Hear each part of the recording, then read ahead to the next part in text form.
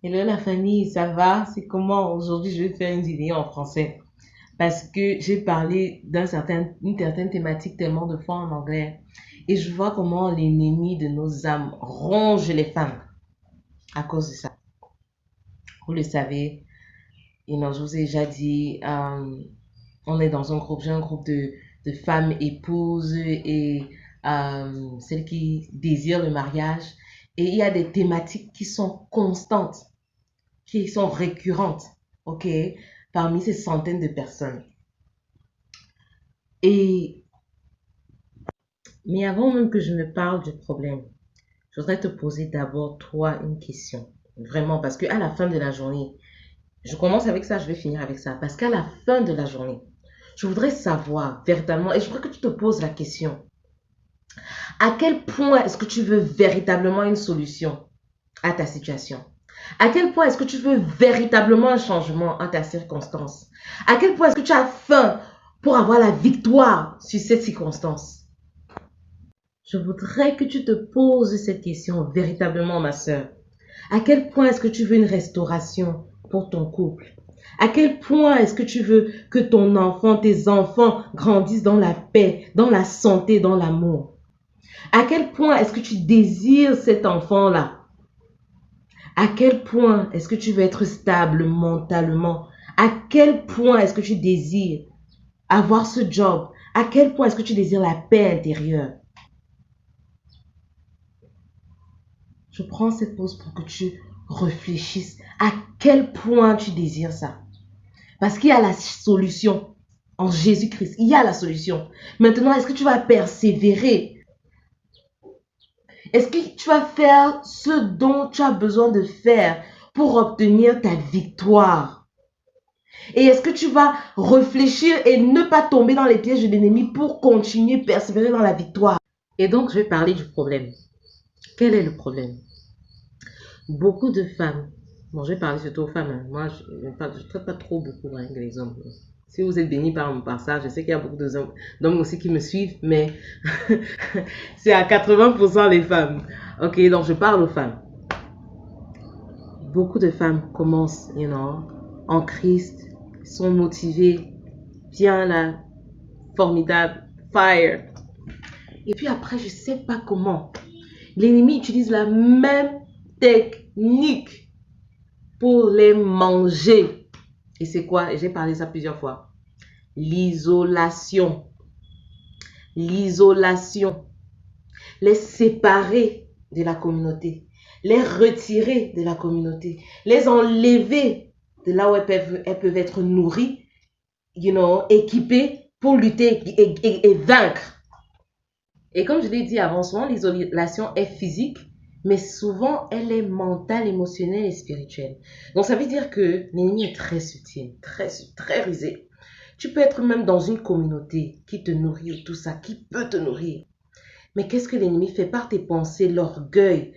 Tu es là, mais tu ne te nourris pas. Tu es genre, non, non, je ne vais pas partager mes choses.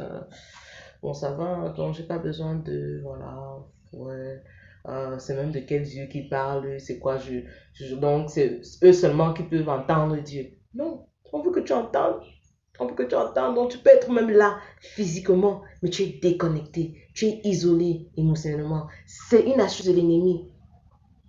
Amélie, il le fait tellement de fois, je le vois tellement de fois le faire, ça, it's annoying. Pourquoi? Parce que, tu sais que la personne, c'est une... Et donc, ma chère, my dear, moi, je suis solutionneuse. Donc, quand je vois un problème, j'essaie de solutionner et j'essaie de ne pas tomber dans le même problème parce que c'est le même, je suis tombée dedans. Mais quand je tombe une fois, deux fois, après, je dis que non, tu vas plus m'avoir. Je dis que je mets les garde-fous pour que tu ne me... tu vas plus m'isoler. Donc, ça fait que quand je sens comment l'ennemi veut m'isoler, soit dans mes pensées, ou même physiquement, car je mets les garde-fous. La semaine, je vais à tous les programmes de l'église. Je dis que, gars, il faut seulement, j'atterris seulement, j'apparais seulement. Oh, bon, il faut aussi que ton église soit une bonne église. Hein. Voilà, la mienne est magnifique, super, formidable.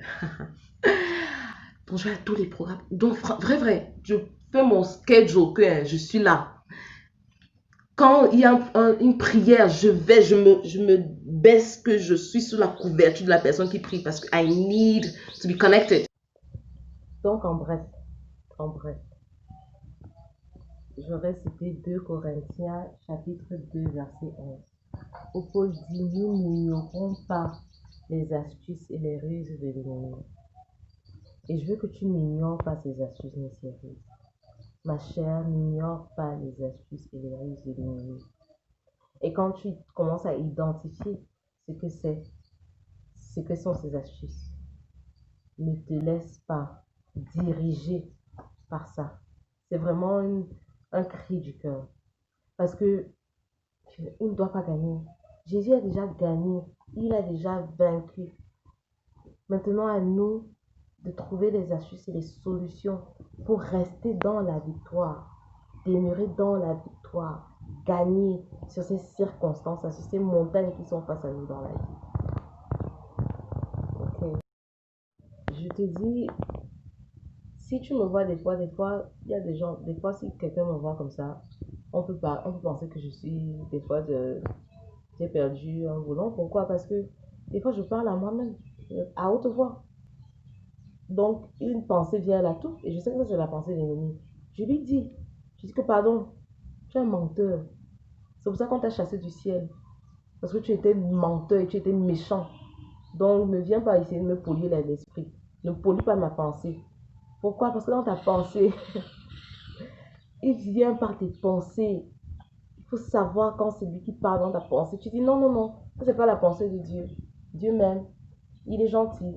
Il est miséricordieux. Il est plein de grâce. Même quand il me corrige, c'est avec douceur. Hein? Donc, quand les pensées là viennent, tu dis, ah, pardon. Donc, c'est pour t'encourager, ma soeur, vraiment. C'est pour t'encourager parce que je sais pas si j'ai appelé ça un fardeau ou un sujet ou je sais pas quoi, mais tu dois gagner. Quand tu es avec Jésus, tu dois gagner. Tu dois gagner, c'est pas dans la vie, c'est dans la vie d'après. Tu dois gagner. La victoire est à toi. Maintenant, ne laisse pas qu'ils viennent voler ta victoire. Non. Si c'est que tu ne dois pas être isolé, tu fais tout pour ne pas être isolé spirituellement. Si c'est que tu ne dois pas laisser que tes pensées soient, polluées, tu fais tout pour que tes pensées ne deviennent pas polluées par telle ou telle personne, les trucs que tu écoutes, les choses que tu regardes. Car tu fais tout, tu mets les garde-fous. Si c'est que tu vois comment tu y as tombé, gars, la victoire t'appartient. L'ennemi attend que tu tombes.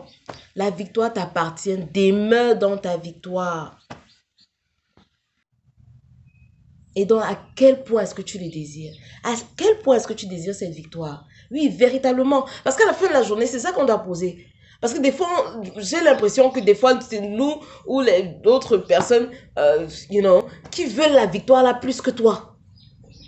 À quel point est-ce que tu veux la victoire sur ton mariage? À quel point est-ce que tu veux la victoire sur ta pensée, sur ton estime de toi-même, sur, à quel point est-ce que tu désires ça? À quel point est-ce que tu désires que tes enfants grandissent dans la paix, dans la joie, qu'ils grandissent entiers? À quel point est-ce que tu veux cette bénédiction-là?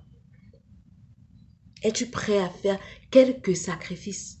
Es-tu prêt à mettre quelques garde-fous? Es-tu prêt à tout faire pour demeurer dans la victoire? Tu as juste besoin de demeurer. Même pas lutter pour la victoire, demeurer dans la victoire.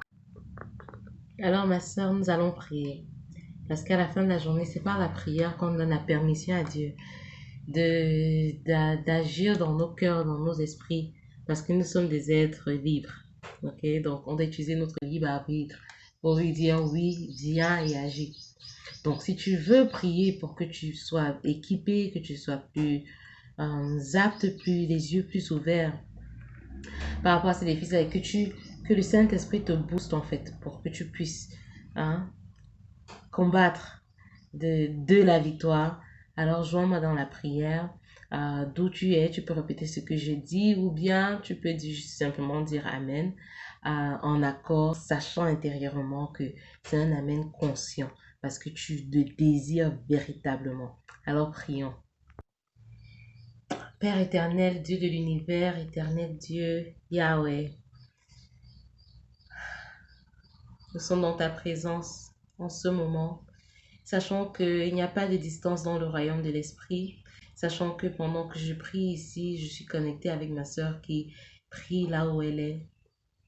Seigneur, nous venons dans ta présence au nom de Jésus-Christ, notre Seigneur et notre Sauveur, pour te demander une grâce particulière pour chacune d'entre nous, dans nos cœurs, dans nos esprits, qu'on puisse ouvrir nos yeux pour qu'on puisse voir le combat spirituel qui se passe pour nos âmes. Seigneur, ouvre nos yeux pour qu'on ne puisse pas tomber dans les pièges de l'ennemi, mais surtout, ouvre nos yeux pour qu'on puisse voir l'armée céleste qui est prête à nous aider. Seigneur, merci. Ouvre nos cœurs pour que nous puissions recevoir ton amour, car par nos propres forces, nous n'arriverions pas à recevoir ton amour. Seigneur, nous te demandons de venir maintenant par ton Saint-Esprit. Enlève le voile de nos yeux, enflamme les désirs dans nos cœurs, et que la faim, la famine, le désir, la volonté que nous avons soit tournée, l'affection que nous avons soit tournée vers toi, Yahweh. C'est au nom de Jésus-Christ que nous t'avons prié. Amen.